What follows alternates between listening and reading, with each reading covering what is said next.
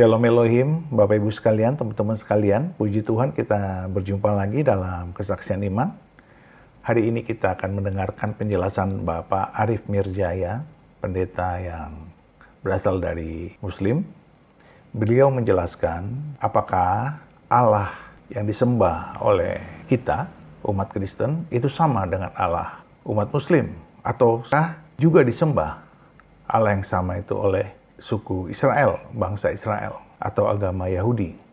Dari penjelasan beliau kita mengerti bahwa Allah itu, kata Allah itu adalah generik, bahkan kata Tuhan juga generik. Jadi baik Allah dan Tuhan itu bukanlah nama, tapi sebutan. Nah Bapak Ibu sekalian, kita tidak berpanjang-panjang lagi. Mari kita dengarkan penjelasan dari Bapak Arief Mirjaya. Tuhan memberkati. Ya, Pak Arief, ada banyak yang bilang bahwa Tuhan yang disembah oleh orang Kristen, Yahudi, dan Muslim itu sebenarnya Tuhan yang sama. Apakah klaim itu benar, Pak Arief? Wah, ini menarik nih ya. Ya, kalau pertama kita lihat dalam konteks bahasa dulu ya.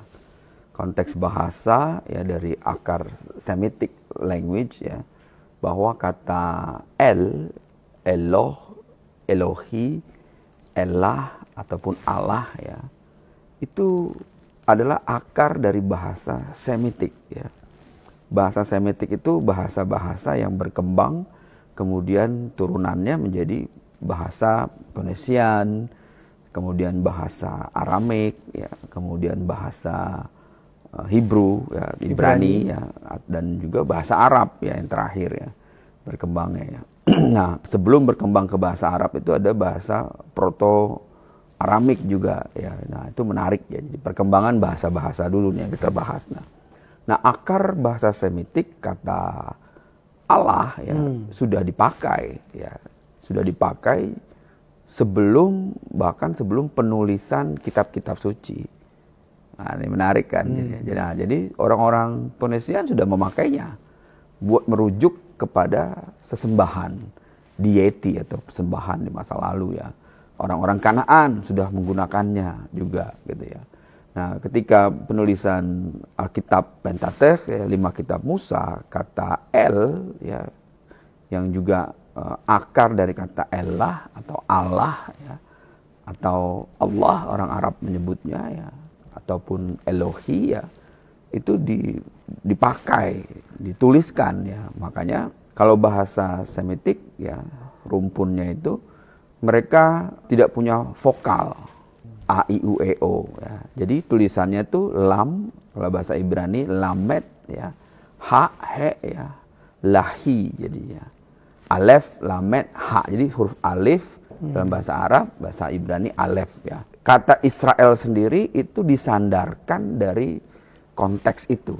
El, Israel, ya, Yehezkiel, Bet-El, ya. Bet itu kan rumah, ya, Bet-El, ya, Bet Allah, ya.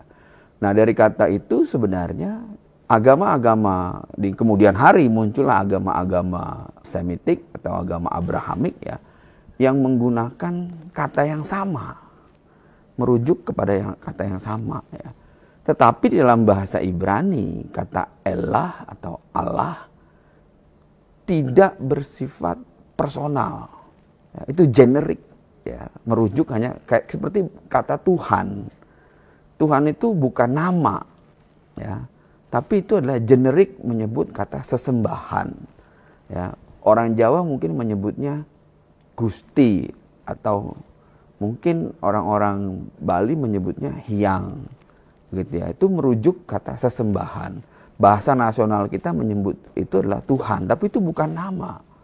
Ya, begitu juga di dalam Alkitab Kristen, ya, dalam teks Alkitab Kristen abad kedua Masehi, ya, di Syria sudah menggunakan bahasa Arab, dan itu menyebut kata Allah di situ, gitu ya. Jadi itu bukan hal baru.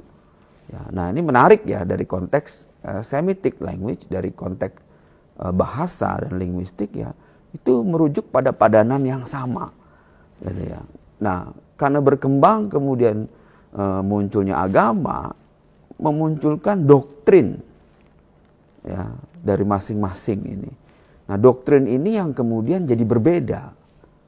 Nah, ini menarik ya gitu. Jadi akhirnya misalnya begini ya.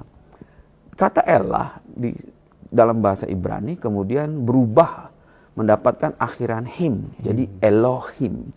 Ya, kata Allah itu jadi Elohim ya. Akhiran him dalam bahasa Ibrani itu adalah sifatnya maskulin ya. Dan jamak lebih dari satu. Ya, tapi Musa berkata dalam Ulangan 6 disebutkan Shema Israel Adonai Elohim. Ya, Adonai Echad, Elohim Echad. Bagaimana mungkin Elohim Echad? Echad itu Ahad, satu. Ya. Bagaimana mungkin yang jamak itu satu? Hal kata yang sama dikatakan oleh Yesus. Ya. Shema Israel, Adonai Elohim, Elohim Echad. Ya. Jadi Allah yang jamak itu satu.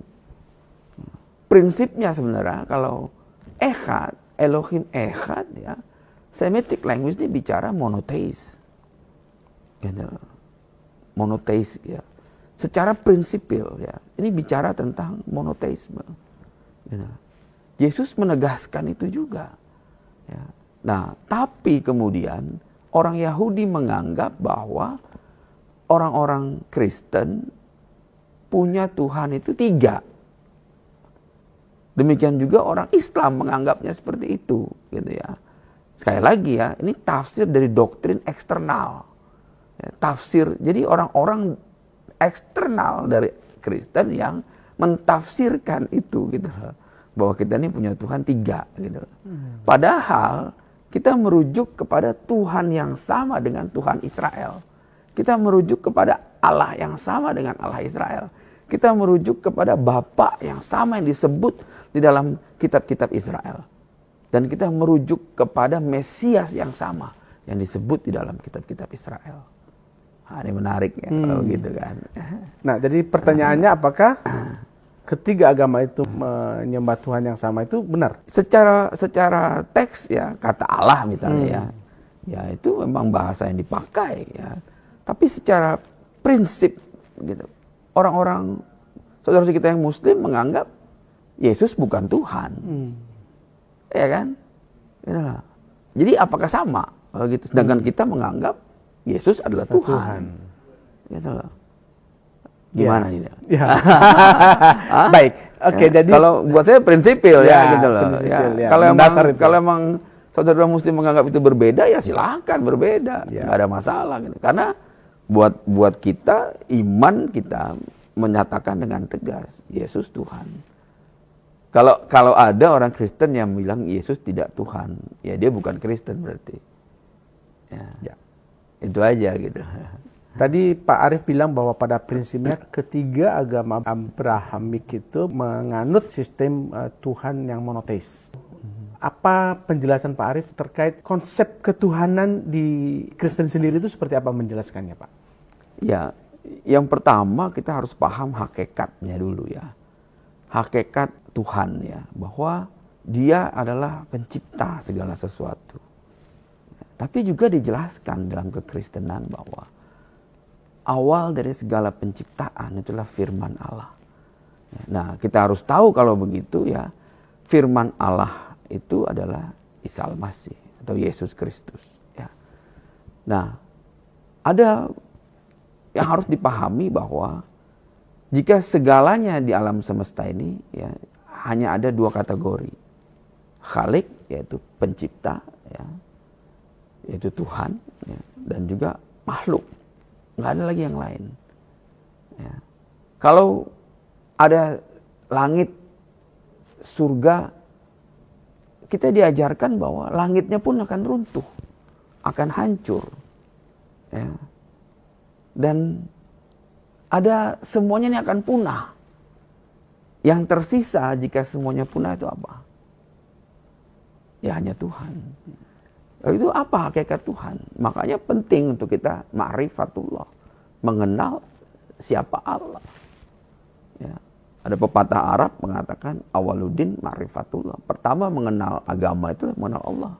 Tapi ma'rifatullah itu ma'rifatul insan. Kalau mau kenal Allah tuh nggak jauh-jauh, dekat, kenal dulu dengan diri kita, siapa kita. Ya.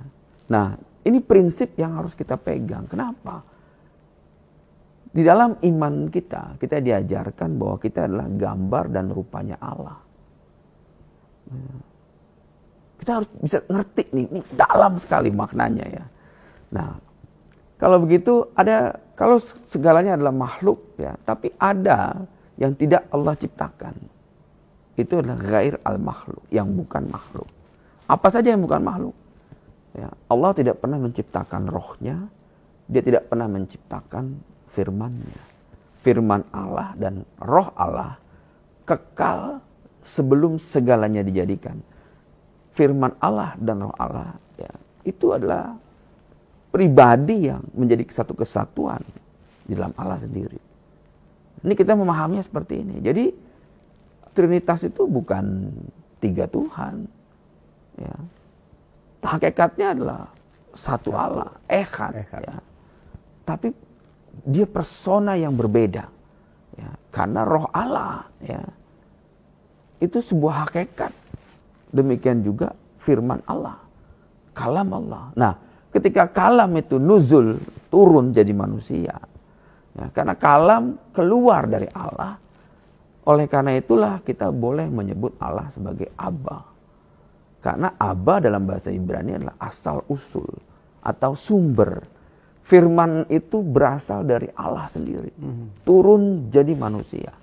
Ya, sejak semula dia bersama-sama dengan Allah. Dan dia adalah Allah. Nah, ini hakikat yang akhirnya ya, menjadi doktrin. Ya, yang kemudian ditafsirkan oleh orang-orang di luar iman Kristen itu sebagai Tuhan yang 3. Ya, padahal sekali lagi ya, kita sedang menjelaskan hakikat Tuhan yang Esa. Bahwa dalam Tuhan yang Esa itu Elohim itu Echad. Ya, Pak Arief, tadi dari sisi linguistik, Israel itu mengenal Tuhannya itu jadi Elohim, lalu berkembang ada agama Islam, lalu mengenal Tuhannya menjadi Allah. Lalu orang Kristen juga mengenal Tuhannya adalah Allah. Berarti apakah boleh disampaikan bahwa ketiga agama ini menyembah Tuhan yang sama, atau kalau berbeda, perbedaannya di mana? Ya, yang jelas ya bahwa kita percaya Yesus adalah Tuhan, dan orang Yahudi dan orang Islam tidak percaya itu. Sama nggak kalau begitu? Nah, ini silahkan aja nilai ya kalau begitu ya. Artinya kalau memang perbedaan itu ada, jangan disama-samakan. Ya, ini prinsip iman kita. Ya, gitu. Kalau memang mau menerima hakikatnya bahwa firman Allah itu jadi manusia dan diam di antara kita, itulah Isa Al-Masih atau Yesus Kristus, dan dia adalah juru selamat kita, ya berarti menerima prinsip tentang Elohim Echad tadi ya. Nah, jadi kita harus bisa pahamin bahwa kita nggak bisa maksain. Ya. Kalau orang di luar sana menganggap kita berbeda, ya itu masing-masing. Orang Arab bilang lakum dinukum waliyadin. Ya, gitu. Tapi kita harus balik lagi kepada Alkitab. Ya, Alkitab bilang apa? Ya, banyak orang mengatakan, pernah nggak Yesus ngaku dia Tuhan? Oh pernah. Ya pernah. Gitu loh. Waktu orang Yahudi bertanya gitu, kepada dia ya, tentang Abraham. Ya. Lalu Yesus berkata bahwa Abraham sudah melihat hariku dan dia bersuka cita. Orang Yahudi bilang, umurmu belum genap 40 katanya. Bagaimana mungkin kamu bisa bertemu Abraham ya? Lalu Yesus menjawab ya, sebelum Abraham ada, aku ada. Dalam bahasa Ibrani, dia tuh bicara seperti kata-kata yang Allah sampaikan kepada Musa. Ehye, aser, ehye. Ya. Jadi waktu itu Musa bertanya, Allah siapakah namamu katanya. Kemudian Allah menjawab, Ehye, aser, ehye. Aku adalah aku. Ya. Yesus mengatakan hal yang sama. Itu membuat orang-orang Yahudi, pemimpin-pemimpin agama Yahudi murka dan marah. Nah kita harus firm di sini ya. Lalu ketika dia bertemu dengan perempuan Samaria, ya, perempuan Samaria itu berkata, ya, kami menyembah Tuhan di gunung-gunung, kalian menyembah Tuhan di Yerusalem. Ya. Yesus bilang apa? Kamu menyembah apa yang tidak kamu kenal. Kami menyembah apa yang kami kenal. Nah, ini menarik ya. Yahudi dengan Samaria itu menggambarkan antara orang-orang Yahudi dengan orang non-Yahudi. Ya, kenapa dianggap non-Yahudi? Karena Samaria dulunya satu dengan Israel. Tapi karena mereka menyembah Baal, ya, maka kemudian mereka dianggap goyim, dianggap kafir. Ya, buat orang Israel hanya ada dua kategori itu. Mereka orang Yahudi dan sisanya bangsa-bangsa lain itu goyim. Bangsa-bangsa lain itu dianggap tidak menyembah Tuhan yang sama dengan Israel. Mereka. Ya. Nah, makanya mereka nggak mau bercampur, nggak bisa bercampur. Termasuk dengan orang Kristen. Dengan orang Kristen. Ya. Perempuan Samaria itu mengatakan, kamu orang Yahudi, ngapain ngomong sama saya, katanya. Ya. Dan Yesus menegaskan tentang itu, bahwa kamu menyembah apa yang tidak kamu kenal, kami menyembah apa yang kami kenal. Artinya dia sedang menggambarkan, coba kamu bisa ngelihat nggak, apakah kamu menyembah Tuhan? Gitu loh maksudnya, ya, kepada orang yang tidak seiman dengan dia. Yeah. Yesus lagi berkata, kamu tuh menyembah Tuhan yang tidak kamu kenal. Gitu loh. Ini penting nih buat landasan iman kita, ya, sehingga kita tahu boundariesnya kita, ya. Terus dia berkata bahwa akan tiba saatnya orang tidak lagi menyembah Tuhan di gunung-gunung itu, tidak juga di Yerusalem. Ya. Dia bicara kedua sisi nih, baik kepada orang Yahudi dan non-Yahudi. Ya, tapi kamu akan menyembah dalam roh dan kebenaran. Wah, ini dahsyat ya. Dia tuh bawa ke next level tentang pemahaman Tuhan dan iman dan juga tempat penyembahan. Itu sebuah dekonstruksi gagasan yang luar biasa buat saya. Dialektikanya tuh dalam sekali kalau harus dipahami begitu. Makanya kita harus narik boundaries kalau begitu juga. Makanya kemudian tidak menjadi sebuah keheranan ketika agama Yahudi dan agama Muslim tidak mengakui Trinitas itu. Nggak ada persoalan. Karena kita harus pahamin juga ya, pondasi Trinitas itu tidak cuma di dalam perjanjian baru ya, tapi jelas akarnya tadi Elohim Echad. Bagaimana mungkin yang jamak itu Echad? Ya, dasarnya itu. Ya. Nah, ketika perkembangan zaman ya, itu kemudian diajarkan di dalam komunitas-komunitas orang percaya, murid-murid Yesus. Nah, ketika berkembang lagi ya, kekristenan itu menjadi agama ya. Hari ini kan ya sebenarnya saya kurang suka ketika dikatakan Kristen itu agama gitu ya. Karena Yesus tidak pernah datang bawa agama. Dan Tuhan tidak pernah menciptakan agama. Ini penting buat kita pahami. Nah, itu kemudian ketika kepercayaan-kepercayaan ini menjadi agama, itu menjadi doktrin. Ya. Nah, pondasinya tetap udah ada di situ gitu ya. Doktrin itu hanya cara kita untuk memahami lebih mudah. Gitu. Sehingga itu bisa diterima. Gitu. Jadi hari ini ya, doktrin dan dogma itu dianggap oleh orang-orang luar ya, yang orang-orang yang boleh dikatakan anti agama misalnya, ataupun orang-orang yang tidak seiman dengan kita, dianggapnya bahwa doktrin dan dogma itu adalah sebuah brainwash pemahaman gitu ya. Padahal semua agama punya doktrin dan dogma ya. Iya. Menarik Pak Arif. Tadi kita sudah bicarakan bahwa agama Yahudi berpandangan orang Kristen itu tidak sejalan lah dengan pemahaman dia tentang melihat Allah. Nah, apalagi orang Kristen ini memiliki kepercayaan bahwa Yesus itu adalah anak Allah, ya kan? Dan itu selalu menjadi polemik dari agama-agama non-Kristen yang melihat bahwa kok Allah bisa punya anak gitu ya. Nah, bagaimana orang Kristen menjawab pertanyaan atau kenyataan seperti itu, Pak Arif? Ya, kalau di dalam pengajaran Yahudi ya, dan juga di pengajaran Kristen, anak Allah itu bukan jasmani. Bahkan tertulis di dalam kitab-kitab mereka, kitab-kitab Yahudi, Bene Elohim, Bene Ha Elohim. Ya, Elohim itu punya anak. Itu jelas tertulis. Ya. Di kitab mereka padahal ya. Di Pentatek ada, di kitab-kitab Kejadian ada, itu jelas Bene Elohim, Bene Ha Elohim. Dan orang Israel pun tahu Mesias itu anak Allah. Gitu loh. Persoalannya mereka mau percaya nggak bahwa Yesus Kristus itulah Mesiasnya? Itu kan mereka kan nggak mau percaya ini, ya kan? Ya nggak ada masalah kalau begitu. Ya. Jadi Israel pada masa itu mengharapkan bahwa Mesias, anak Allah itu datang seperti singa Yehuda, seperti Daud yang gagah perkasa, yang membebaskan Israel dari penjajahan. Ya. Muncullah gerakan-gerakan nasionalis. Ya. Jadi mereka berharap inilah masanya ketika nasionalisme Israel itu bangkit. Ya, mereka mengharapkan sosok figur yang gagah perkasa, bisa mengusir pasukan Romawi. Nah, bayangkan di masa itu muncul seseorang yang bisa ngumpulin 5.000 orang. Ya. Yang bisa ngumpulin 10.000 orang. Kemana dia pergi, orang ikut. Kalau hari ini, di zaman politik, itu udah masuk partai-partai politik nunggangin Yesus. Lolos ya?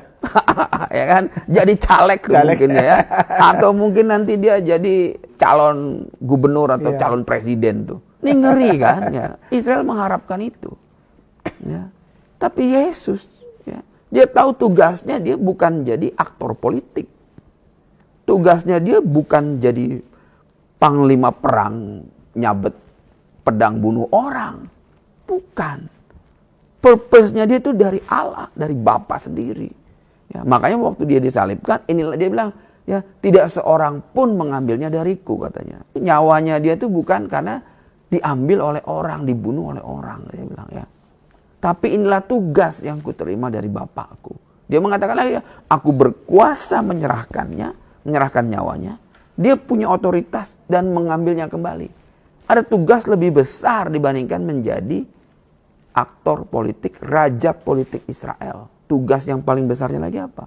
Salvation, redemption of sin, keselamatan, penghapusan dosa. Ya, jadi ketika orang Israel mengharapkan singa Yehuda, Tuhan kirim dia apa? Anak domba. Bukan singa. Bukan singa. Kedatangan pertama Mesias memang sebagai anak domba Allah. Nubuatannya begitu. Nanti kedatangan kedua, dia datang sebagai singa Yehuda. Makanya ketika kemudian banyak lagi ya misnah-misnah itu dibuka.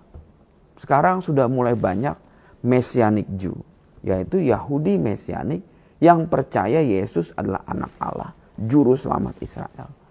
Pada akhirnya mereka memberi diri untuk dibaptis dan percaya kepada Yesus. Sekarang sudah mulai banyak kelompok ini di Israel. Ya. Karena emang nubuatannya makin digenapin. Semua akhir zaman ini mengarahnya kepada kedatangan Yesus. Semuanya. Mesianik. Semua agama Abrahamik ya. Semuanya itu termasuk Druze ya. Itu menunggu Mesias. Bukan cuma menunggu ya, tapi memang udah spesifik bahwa Yesus, Isa Al-Masih lah yang akan datang. Ya. Jadi kita ada di gerbong yang benar. Ya. Ya. Nah, jadi kita harus paham ya pada akhirnya bahwa kenapa Israel? Ya karena proses sejarah. Jangankan Yesus, sejarah nabi-nabi itu ya dilemparin batu oleh Israel. Ya. Makanya kemudian Elia, Tuhan, mereka membunuh nabi-nabi yang diutus kepadamu, melempari batu-batu orang yang diutus kepada mereka. Ya, tapi Tuhan bilang, aku masih menyisakan remnant of Israel, sisa Israel katanya. Ya, makanya ada lagu di sana, Kol Yisrael Yibasya, seluruh Israel akan selamat. Nunggu nih ya, ada nubuatan-nubuatan dari Rasul Paulus juga. Yang sebenarnya nubuatan-nubuatan dari nabi-nabi sebelumnya di Roma 11. Ya. Nah, kita nggak bahas ini, kita balik lagi. Ya, menarik Pak Arief.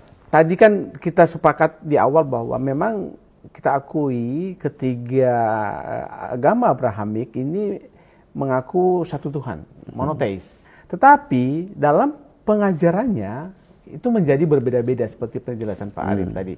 Nah, kira-kira apa ya yang menyebabkan perbedaan itu? Padahal kalau kita lihat Kristen dan Israel itu adalah memakai kitab suci yang sama, misalnya. Tapi memahami satu Tuhan itu berbeda. Silakan Pak Arif. Pertama teks ya. Jadi begini ya, di masa lalu ya, ketika perang Judeo-Romano pertama dan kedua ya, orang-orang Romawi itu betul-betul berusaha menghancurkan Israel. Nah, perang Judeo-Romano kedua itu malah ya, ketika Titus itu menghancurkan Israel, pada akhir dipicu ya penolakan orang Israel membayar setoran pajak. Wah, jadi hati-hati nih isu pajak nih ya. 12%. Ya. Karena bahkan itu isu yang pernah disampaikan kepada Yesus juga. Ya, menurutmu bagaimana kita orang Israel? Lalu Yesus mengambil koin. Ya. Ya. Dilihat ada siapa di situ. Ya. Berilah hak pemerintah kepada pemerintah dan hak Tuhan kepada Tuhan, katanya. Nah, orang Israel nggak puas dengar itu kan. Dia mau ngejebak Yesus sebenarnya agar ngemplang pajak. Ya. Nah, karena waktu itu membangkang membayar pajak, akhirnya Titus memerintahkan tentara Romawi itu merampas uang bea bait Allah. Jadi bait Allah diserbu, ya, ruang bendaharanya tuh keuangan diambil, dirampas. Dan itu memicu pemberontakan Israel, ya, penghinaan terhadap bait Allah, ya, dan itu memicu perang. Di situ seluruh perpustakaan dan tulisan-tulisan, manuskrip-manuskrip kuno itu dibakar habis. Sehingga pada waktu itu banyak rabi dan orang-orang scholar Israel itu berusaha menyelamatkan fragmen-fragmen itu. Disembunyikan ya, di berbagai tempat. Ya. Nah, itu adalah masa kegelapan, saya pikir ya. Kenapa? Karena akses terhadap teks kitab suci itu nggak ada, ya, nggak ada ya. Dan itu bertahan sampai ribuan tahun.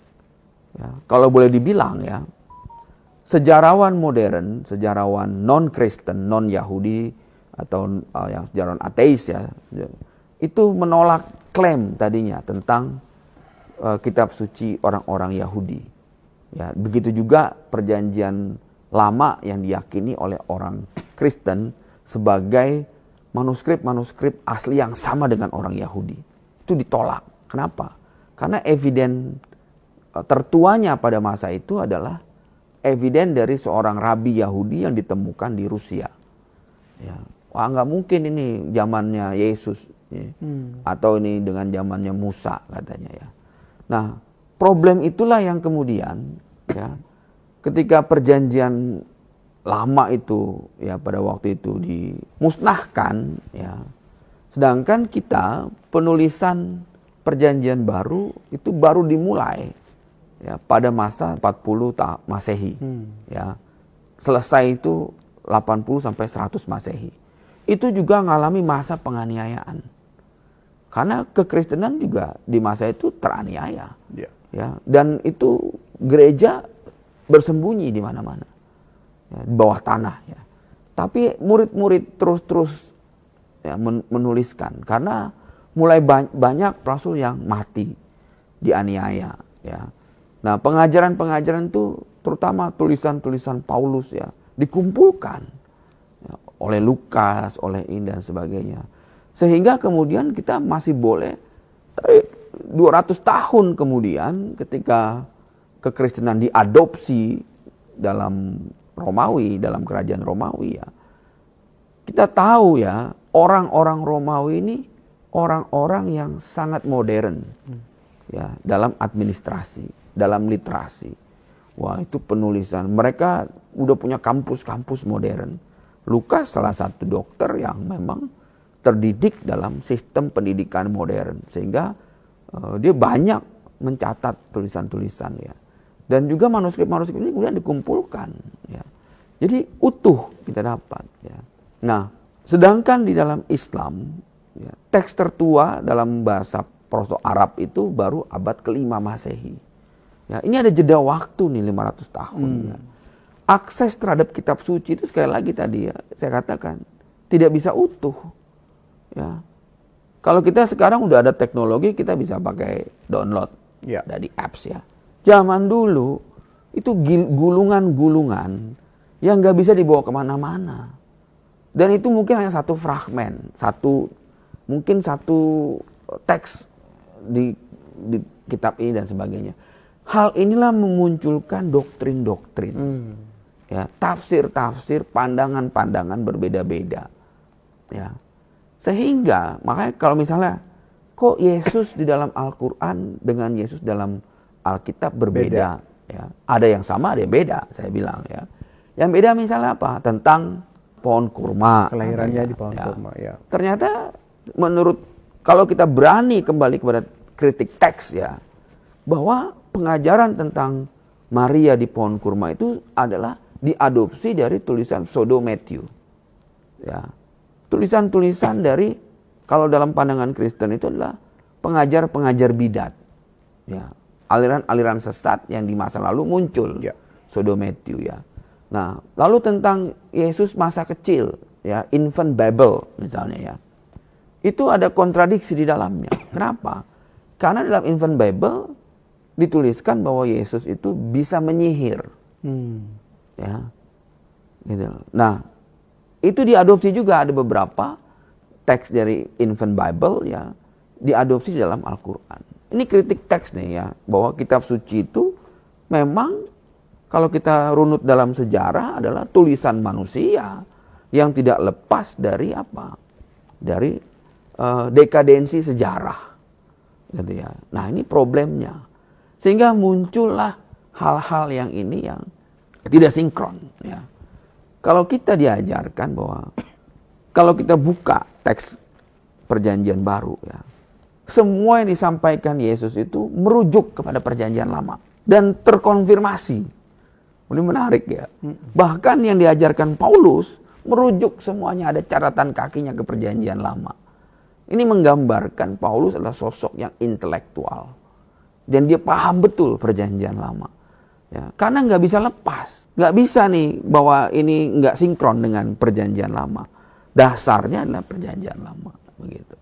Sehingga ketika muncul dekadensi sejarah, ya, ketika muncul pengajaran-pengajaran yang berbeda-beda, ya, muncullah doktrin-doktrin yang berbeda. Heretik itu muncul, diadopsi. Ya. Kemudian masalahnya lagi, ketika heretik itu dianggap sebagai kitab suci. Waduh, itulah yang terjadi. Gitu ya. Sehingga melihat Yesus itu menjadi berbeda menurut cara pandang masing-masing gitu ya. Kemudian orang-orang Yahudi melihat Yesus kan di awal-awal itu pada masa kelahirannya, Herodes saja udah memerintahkan untuk dibunuh kan. Ya. Karena dianggap raja yang akan menggantikan posisinya dia. Nah, kemudian di perjalanannya ketika Yesus sudah mulai besar, lalu Yesus malah dianggap memfitnah agama Yahudi, lalu disalibkan kan. Ya. Nah, bagaimana orang-orang Yahudi melihat orang Kristen yang menyembah Yesus ini? Pandangan mereka selama 2000 tahun tuh nggak berubah.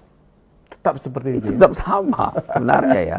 Tapi ketika beberapa di antara mereka itu mendapatkan ilham Roh Kudus, melihat lagi kitab-kitab mereka yang lama, semua merujuk tentang kejadian. Bahkan penangkapan Yesus pun sudah dirujuk, sudah tertulis di dalam Perjanjian Lama. Gitu. Ini kan masalah persoalan. Jadi tertulis di ribuan tahun sebelumnya bahwa Mesias itu akan menderita, ya, Mesias akan mengalami begini, Mesias itu harus mati, Mesias harus begini. Itu kan udah ditulis sebenarnya. Problemnya adalah mereka nggak mau percaya kan. Nah, ketika mereka kemudian mendapat ilham Roh Kudus, dibukakan oleh Tuhan, ya, ada yang memberitakan kepada mereka, masih nggak percaya, tapi dapat ilham Roh Kudus, dibukakan oleh Tuhan. Terbukalah, dari mana terbukanya? Terbukalah dari semua perjanjian lama tentang siapa Yesus. Makanya itulah muncul kemudian sekarang Mesianik Jew. Yahudi Mesianik. Mereka nggak tiba-tiba percaya, bukan. Tapi mereka membuka lagi kitab-kitab lama mereka dan menyadari bahwa nubuatan-nubuatan ini terjadinya betul-betul sesuai dengan apa yang ditulis oleh kitab suci. Bagaimana Yesus ditangkap, bagaimana Yesus menderita, bagaimana kenapa dia disalibkan. Ya, waduh. Kalau enggak ini ya, salah kitab mereka. Ya. Ya. Makanya kemudian Yahudi Mesianik percaya. Ketika mereka percaya kepada Yesus, Yahudi ini percaya Yesus, ya, mereka juga mengalami penganiayaan dari orang-orang Yahudi yang lain. Makanya kemudian kita menyebutnya Yahudi Mesianik. Karena status mereka ya Yahudi. 12 murid Yesus semua adalah Yahudi Mesianik. Ya, mereka adalah orang Yahudi yang kemudian menerima Yesus sebagai Tuhan dan Juru Selamat. Barulah di Antioquia mereka disebut sebagai Kristen. Sebagai pengikut Kristus ya. Kenapa begitu? Orang Yahudi bilang, oh mereka bukan Yahudi lagi, udah kafir katanya gitu. Ya. Lalu orang Romawi bilang, mereka Yahudi katanya. Secara kenegaraan, warga negara. Ya gitu. Oh mereka bingung akhirnya. Nggak diakuin oleh orang Yahudi, ya, tapi diakui oleh orang Romawi. Ya.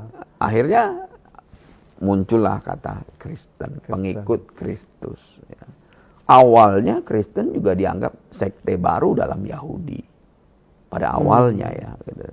Pada akhirnya itu berkembang dan hari ini ya ketika negara itu mengadopsi iman manusia, muncullah agama-agama. Gitu. Ya. Sekali lagi saya bilang saya nggak suka sebenarnya agama-agama. Karena Tuhan tidak pernah menciptakan agama dan Tuhan Yesus tidak pernah datang bawa agama. Tapi karena kita hidup di negara NKRI, negara yang mewajibkan kita punya agama, ya mau nggak mau lah harus kita tulis. Dan yang menarik adalah Mesianik Jew itu nilai politik mereka di mana sekarang? Wah ini menarik ya ngomongin politik Israel ya. Israel itu bukan negara agama, itu penting kita paham. Israel itu negara sekuler, yang ateis juga banyak di Israel. Dan bebas saja. Bebas saja, ya gitu. Pasti ada faksi-faksi, faksi kanan, faksi sosialis. Partai Komunis Israel juga ada. Ada, jangan salah ya. Iya ya. Memang tapi nggak ada suaranya gitu ya. Nah yang ateis juga banyak. Gitu ya. Nah secara politik ya orang-orang Mesianik Jew justru berperan sangat penting jadi jembatan. Jembatan kemana? Ke Amerika. Karena kekuatan Kristen di Amerika itu sangat luar biasa. Ya, di sana ada lembaga lobi Yahudi dan juga Christian Jewish Fellowship namanya. Ya, dan lembaga-lembaga lobi Kristen Jewish di sana. Dan itu bisa mempengaruhi kebijakan. Ya, jadi karena Amerika sangat dominan Kristen, ya, sehingga orang-orang Mesianik Jews ini justru tanda kutip mendapat perlindungan. Ya, walaupun mereka juga tidak bebas-bebas betul untuk mengabarkan Injil kepada sesama saudara Yahudi mereka. Ya. Nah, tapi secara politik ya mereka mampu menjadi jembatan ya, yang luar biasa, ya, terutama di dalam hubungan dengan orang-orang Kristen Amerika dalam perpolitikannya. Nah, jadi ya pemerintah Israel juga nggak terlalu berani menekan mereka ya, karena tahu hubungan mereka yang erat dengan sejumlah kelompok lembaga-lembaga lobi Kristen di Amerika dan juga kelompok-kelompok politik di Amerika gitu. Termasuk apakah Pak Arief juga melihat pentingnya menantunya Donald Trump itu yang orang Israel yang juga mengambil posisi sebagai Messianic Jew itu menjadi jembatan? Iya, itu ya. Salah satunya ya, karena dia juga pada waktu itu yang menginisiasi tentang Abraham Accord. Ya. perdamaian antara negara-negara Arab dengan Israel. Ya, dia juga yang menginisiasi. Gitu. Nah, Pak Arief, antara Kristen, Yahudi, dan Islam memiliki pemahaman yang berbeda. Dan itu fakta yang harus kita terima. Walaupun hakikat sebenarnya Elohim Echad. Nah, kemudian pertanyaan saya adalah, di kitab kita sendiri, ada nggak Pak yang bisa kita jadikan pegangan bahwa ayat ini adalah menegaskan bahwa Tuhan kita itu berbeda loh dengan agama yang lain? Yang paling penting adalah tentang waktu Yesus bicara ke perempuan Samaria. Ya. Perempuan Samaria ini menggambarkan orang-orang non-Yahudi. Ya. Jadi bangsa-bangsa yang bukan orang Yahudi. Yesus mengatakan bahwa bangsa-bangsa yang non-Yahudi ini menyembah Tuhan yang tidak mereka kenal. Paulus juga pernah mengatakan itu. Ya. Jadi kamu menyembah apa yang tidak kamu kenal. Ya. Kami menyembah apa yang kami kenal. Itu luar biasa sebenarnya, dalam sekali demarkasinya. Ya. Itu membuat sebuah garis yang tegas. Ya. Tapi di poin yang sama, dia juga menegaskan bahwa kamu tidak akan lagi menyembah Tuhan di gunung itu, tidak juga di Yerusalem. Jadi dia juga lagi mengkritik dan mendekonstruksi gagasan bahwa pusat penyembahan itu adalah Yerusalem. Bukan. Ya. Jadi konsepsi beragamanya dirombak, ya. Cara berpikir, cara pandang keimanan ketuhanannya mereka juga dibongkar. Ya. Yesus lagi ngasih sesuatu demarkasi yang jelas, ya, bahwa keselamatan itu tidak ada lagi tuh di gunung-gunung dan juga di Yerusalem itu. Tapi orang itu akan menyembah Tuhan dalam roh dan kebenaran. Dia lagi ngomongin hakikat nih, bahwa Tuhan itu tidak bisa diikat dengan lokus, dengan tempat, ya, tidak bisa diikat dengan sesuatu yang kamu tidak kenal, nggak bisa. Ya. Hubungan kita dengan Tuhan itu transenden. Yesus lagi ngebuat demarkasi itu. Ya. Sekarang kita jelas ya, bangsa-bangsa non-Yahudi, kamu tuh menyembah Tuhan yang tidak kamu kenal. Nah, ini kan jadinya ada pandangan yang lain jadinya, Pak Arief. Lalu dunia akan memandang kita intoleran. Nah, saya ceritanya Pak Jeff Hammond, dia diundang seminar di sebuah pesantren di Jombang. Pak Jeff bingung ya, pertama karena dia pikir dia datang tuh buat dialog katanya. Ternyata itu adalah seminar, dia nggak nyiapin paper. Pembicara pertama itu seorang ustadz cerita. Ini ada tertulis, Yesus datang bawa pedang. Ya. Ya. Pak Jeff bingung, aduh ini gimana jawabnya. Ya. Padahal Yesus nggak pernah sekalipun dia bawa pedang. Ya. Memang ada tertulis, aku datang bawa pedang. Ya. Itulah pedangnya dia. Waktu Yesus datang kepada Paulus bangkitlah, jadi teranglah. Paulus bangkitlah.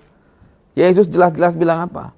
Aku akan memisahkan engkau dari bangsa ini kepada bangsa lain. Untuk apa? Ya, minaz-zulumati ila nur. Ya, membawa mereka keluar dari kegelapan menuju terang katanya. Wasultanan iblisan ilallah katanya. Dari kuasa iblis kepada kuasa Allah. Wah, ngeri kan? Coba ditafsirkan, dipandangkan apa ya? Yesus ngomong ke Paulus ya. Aku menyuruh kamu mengeluarkan mereka dari kegelapan kepada terang. Ya, minaz zulumati ila nur wasultanan iblisan ilallah. Dari kuasa iblis kepada kuasa Allah katanya. Jadi ini ayat yang memang menjelaskan demarkasi. Ya. Bangsa-bangsa di luar sana yang nggak mengenal Tuhan yang sebenarnya, seperti yang Yesus bilang ke perempuan Samaria. Ya. Yesus jelasin ke Paulus mereka itu ada dalam kuasa gelap. Ya. Dan kuasa gelap itu adalah kuasa iblis. Wah, ini ngeri kan? Dianggap intoleransi lagi kita ya. Tapi saya harus bilang, apa itu toleransi ya? Toleransi itu adalah ketika kita tahu bahwa mereka tidak menyembah Allah yang sebenarnya. Tugas kitalah membawa mereka mengabarkan keselamatan kepada mereka. Karena apa? Atas dasar kasih. Toleransi itu dasarnya kasih, bukan kebencian. Waktu Rasul Paulus dapat perintah itu dari Yesus, dijelaskan bahwa dalam Yesaya 60, ya, kegelapan menutupi bumi, kekelaman menutupi bangsa-bangsa. Jadi semuanya dalam kekelaman, ya, bangsa-bangsa ini. Tapi terang Tuhan telah terbit atasmu. Atas kita sudah terbit. Oleh karena itulah kita harus jadi terang di antara yang gelap. Dasarnya apa? Dasarnya adalah kasih. Itu tugas yang kita terima. Harus firm. Toleransi itu dasarnya kasih. Kita nggak punya alasan membenci orang-orang yang tidak seiman dengan kita. Tidak punya alasan untuk menghujat orang-orang yang tidak seiman dengan kita. Kita nggak punya alasan untuk marah-marahin orang-orang yang menyembah patung-patung. Nggak punya alasan. Kita nggak punya alasan tuh buat menghujat mereka yang menyembah pohon-pohon dan sebagainya. Nggak punya alasan. Ataupun kepada yang lain. Nggak punya. Tugas kita adalah menjadi terang. Dan membawa mereka keluar dari kuasa iblis. Ya. Berat gak? Luar biasa. Nah, Pak Arief, ada satu pemahaman. Kan kita percaya bahwa Tuhan pencipta itu ya satu. Ya kan? Pencipta satu. Apakah memungkinkan kalau misalnya pemahaman kita bahwa kita yang berbeda-beda ini, termasuk yang agama-agama Abrahamik itu, kita menyembah Tuhan yang sama, tetapi dengan cara yang berbeda. Ada banyak jalan menuju Roma. Ya. Ya kan? Ya. Katanya begitu kan? Ya. Ya. Tapi saya mengutip dari Alkitab, ada jalan yang disangka lurus, ujungnya maut. Hah? Mau milih kemana? Hah? Orang kalau bilang ada banyak jalan menuju Roma, tapi kenyataannya ada jalan yang disangka lurus, ternyata ujungnya maut. Nggak bisa. Ya, kita ini kompromi namanya. Kita nggak bisa berkompromi, ya, karena kita takut dianggap tidak bertoleransi. Nggak bisa. Ulang lagi, toleransi itu dasarnya adalah kasih. Ya. Kalau kita mengasihi saudara kita yang nggak kenal Tuhan, caranya bagaimana? Beritakan kepada mereka tentang Tuhan itu. Kalau kita tahu bahwa kita mau bilang kamu bertoleransilah kepada mereka yang nggak mau kenal Yesus. Caranya gimana? Kita beritakan keselamatan itu kepada mereka. Ya. Itulah toleransi. Justru ketika kita membiarkan mereka nggak mendapatkan penebusan dosa, kita nggak bertoleran sama mereka. Kita justru jahat. Dulu saya seperti itu. Diminta untuk memberitakan Injil, saya bilang nggak mau. Kenapa? Biar jauh mereka masuk neraka, saya bilang. Kenapa? Karena Tuhan bilang pintunya sempit, yang masuk banyak. Biar saya ngurangin persaingan saya bilang. Itu tidak bertoleransi namanya. Tapi ketika saya paham bahwa toleransi adalah ketika kita memberikan juga rahasia keselamatan ini, kabar gembira ini kepada semua orang yang belum percaya. Itulah toleransi. Ya. Love dasarnya adalah kasih. Kita mau mereka diselamatkan. Bukan bawa pedang, bunuh-bunuh orang, teriak-teriak, bakar misalnya, ya kan? Ya. Nyulik orang, bukan begitu. Iya. Begitu. Pak Arief, tadi kan Pak Arief mengatakan bahwa kita orang Kristen justru bertoleransi dengan cara memberitakan Injil itu kepada siapapun. Betul. Kepada mereka yang belum mendengar. Dan salah satunya adalah menjelaskan Tuhan yang sejati versi Kristen ini begini loh. Bukan versi Kristen, versi yang sebenarnya. Versi yang bukan sebenarnya. Versi agama, bukan. Kadang-kadang orang-orang di luar orang Kristen itu melihat bahwa justru cara orang Kristen ini membuat pemisahan kepada agama-agama. Kepada caranya gimana maksudnya? Ya? Bawa-bawa pedang, bawa massa, teriak, salibkan dia, bakar gitu misalnya. Ya, kita udah nggak, siapa yang pernah melakukan itu kan? Enggak kan? Ya. Justru yang melakukan itu yang tidak bertoleransi toh. Misalnya orang lagi puasa, ya, terus nggak boleh jualan, ya. Itu yang nggak bertoleransi. Orang lagi ibadah, ya, nyanyi pujian ibadah di rumah nggak boleh katanya. Rumah bukan tempat ibadah, justru dari rumah lah kita beribadah. Gitu saya bilang ya, kalau di rumah kita nggak boleh ibadah, wah itu pelanggaran hak asasi manusia terbesar. Ya, ibadah terkecil kita itu ya di rumah, gitu loh. Jadikan rumah itu tempat ibadah kita. Gitu loh. Justru di situ, bukan pamer-pamer keluar mau ibadah, bukan gitu loh. Orang yang melanggar, yang melarang-larang itulah yang tidak bertoleransi. Gitu loh. Ya kalau kita jangan sampai juga kita pergi ke Bali semua patung kita hancurin misalnya. Ya kan? Itu tidak bertoleransi. Gitu. Jadi toleransi itu adalah dasarnya kasih. Ya, bukan yang lain. Lebih tinggi dari humanity. Ya. Pengajaran modern mengatakan toleransi itu dasarnya adalah humanity, kemanusiaan. Tapi saya bilang enggak. Ada yang lebih tinggi dasarnya. Toleransi itu dasarnya adalah kasih. Love. Ya, the greatest thing in our life is love. Ya. And God is love. Ya. It's not about ourselves. Ini bukan tentang kemanusiaan kita. Ini tentang kasih. Ya. Karena kemanusiaan itu di bawah kasih. Kalau kemanusiaan tanpa kasih, nggak ada. Nggak bisa. Kenapa? Penjahat bisa baik kepada sesamanya penjahat. Koruptor bisa baik kepada sesamanya koruptor. Ya. Itu kemanusiaan. Bukan kasih yang sebenarnya. Itu. Jangan sampai nih pengajaran dunia ini twisted kita. Ya. Ya, ngerubah pandangan kita. Gitu loh.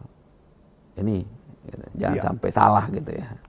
Ini pesan tegas ya bahwa di atas kemanusiaan itu justru kasih itu yang harus kita posisikan teratas dalam proses kita ya bertoleransi ya Pak Arief. Dan kita sepakat hari ini Pak Arief bahwa istilah Tuhan yang sama itu berarti memang untuk kalangan Kristen, untuk kita orang Kristen tidak bisa kita terapkan pemahamannya kepada agama yang lain. Kan ada banyak orang, oh Tuhan kita sama kok. Kita menyembah Tuhan yang sama kok. Mungkin tepatnya Tuhan itu satu. Ya kan? Dan dia mengasihi kamu. Dia mau kamu diselamatkan. Jelas kan? Ya. Itu iman kita begitu. Tuhan ya, itu satu. Nggak ada Tuhan yang lain. Tuhan itu satu. Ya, dan dia mau kamu selamat. Saya selamat. Ya. Dalam nggak? Dalam. Ya. Nah, artinya God lovers bisa memahami ini dengan tegas ya bahwa memang kita harus terima kenyataan bahwa kita memang tidak sama. Dan tidak harus disama-samakan. Nggak harus disamain tidak juga. Harus disama-samakan ya. Kalau nggak mau percaya ya nggak apa-apa. Silakan gitu ya. Yang penting Tuhan itu satu. Ya. Tuhan itu satu. Kalau orang Kristen percaya pada Yesus sebagai Tuhan. Nah, apakah itu berarti orang Yahudi dan yang agama lain itu salah karena tidak menerima Yesus? Ya, kalau salah benar sih kan pandangan masing-masing kan. Ya. Jadi begini ya, dalam keimanan itu ya, kita nggak bisa mengatakan seorang itu salah ya dari sudut pandang kita. Jadi kalau ngomongin kebenaran ya, saya merujuk kepada Jürgen Habermas ya. Habermas bilang bahwa pertama ada kebenaran subjektif. Ya, apa yang saya anggap benar beda dengan apa yang Pak Apo saya anggap benar. Ya. Demikian ya yang terjadi, apa yang Islam anggap benar dengan apa yang Kristen anggap benar itu berbeda. Ya. Dengan Yahudi juga ya, itu dengan agama lain apalagi ya, itu subjektif. Nah, lalu ada kebenaran kontekstual. Ya, artinya kebenaran yang dibahasakan dengan cara yang benar. Begitu ya, dengan cara yang benar ya.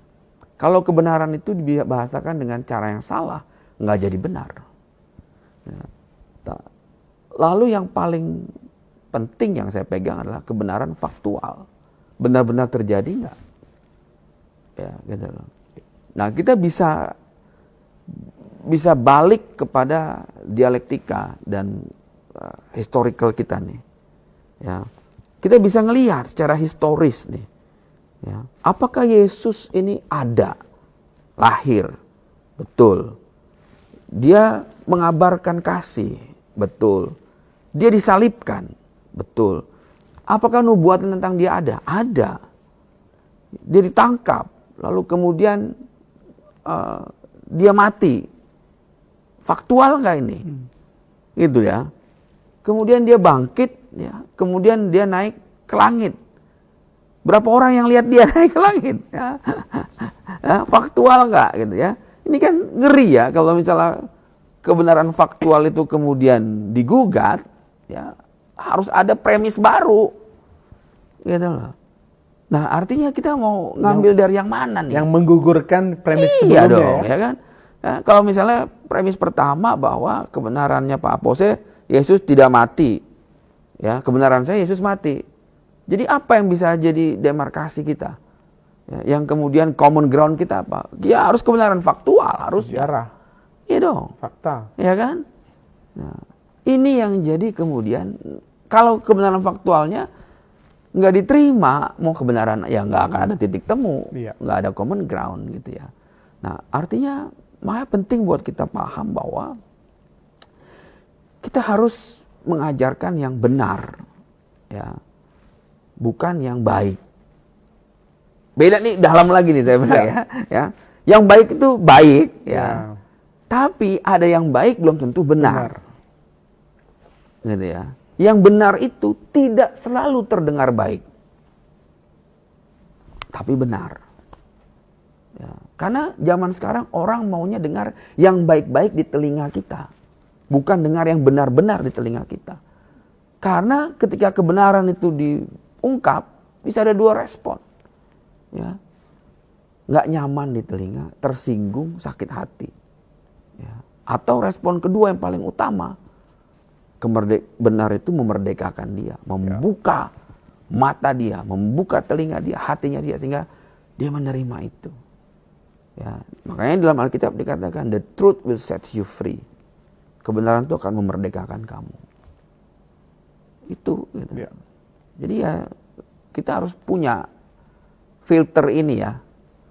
Karena di luar sana pandangan orang modern, pandangan orang sekuler itu juga kejam juga ke kita, gitu.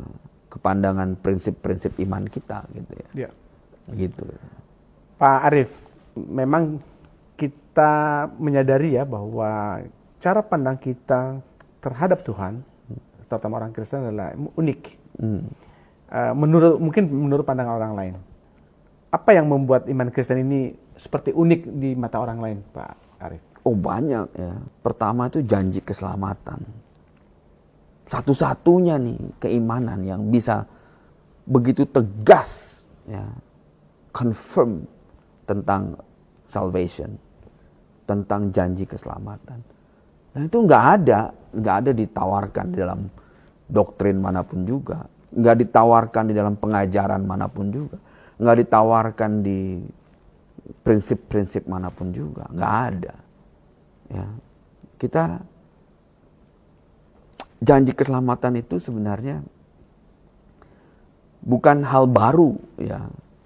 Itu akar dari teks-teks Yahudi lama, ya, yang kemudian digali dan dibuka lagi oleh rasul-rasul, dan kita mengimani itu, gitu. Ya, ini yang paling dasar ya, the greatest gift. Pemberian terbesar Tuhan kepada kita manusia itu adalah grace, keselamatan itu. Itu hanya bisa terjadi lewat Mesias anak Allah, yaitu Yesus Kristus. That's the greatest gift. Nggak ada lagi yang lain. Gitu. Dan kita memang unik. Itu yang membuat kita unik. Haleluya. Nah, terakhir Pak Arief, Ya. apa pesan Pak Arief kepada teman-teman kita orang Yahudi dan orang Muslim yang mungkin menonton video ini? Ya, yang paling utama adalah bahwa iman itu pilihan-pilihan buat kita. Ya, dan la ikraha fiddin, nggak ada paksaan, sama sekali nggak ada paksaan. Karena apa yang kita yakini benar ya, itu berasal dari itulah iman kita. Ya. Dan itulah yang membawa kita kepada janji-janji Tuhan. Sehingga apa yang kita jalani hari ini ya, teman-teman punya kehendak bebas untuk memilih, untuk mengambil sikap, ya, untuk mengambil jalan iman, ya. Dan itu yang harus kita hargai. Karena kehendak bebas itu berasal dari Tuhan. Ya. La ikraha fiddin, nggak ada paksaan. Mau gimana? Kamu mau ikut yang mau ke kiri, mau ke kanan, ya. Silakan. Itu. Ya, baik. Terima kasih. Semoga kita segera bertemu lagi, Pak, dengan topik yang menarik lainnya. Terima kasih, Pak Arif. Terima kasih. Tuhan berkati. Tuhan berkati. Puji Tuhan, puji Tuhan, puji Tuhan. Penjelasan yang sangat gamblang, sangat jelas, sangat mencerahkan, dan kita sangat diberkati dengan penjelasan ini, dan kita semakin mengerti bahwa siapakah Allah itu dan siapakah Tuhan itu. Jadi mulai sekarang Bapak Ibu sekalian, kita mengatakan bahwa Allah itu satu, Tuhan itu satu. Kalau ada Allah yang lain atau Tuhan yang lain, siapakah dia? Sebab Tuhan itu hanya yang kita sembah di dalam nama Yesus, Juru Selamat dunia. Sebab hanya dialah yang menciptakan langit dan bumi, dan dia juga yang memelihara kita semua, dan dia juga yang telah menebus kita semua. Tuhan kita satu. Tuhan memberkati kita semua, maju terus di dalam Tuhan, dan tetap semangat, dan teruslah setia. Percayalah bahwa Tuhan selalu beserta kita. Haleluya, haleluya. Tuhan memberkati kita sekarang dan sampai selama-lamanya. Di dalam nama Bapa dan Anak dan Roh Kudus, di dalam nama Tuhan Yesus. Amin, amin, amin, amin, amin, amin.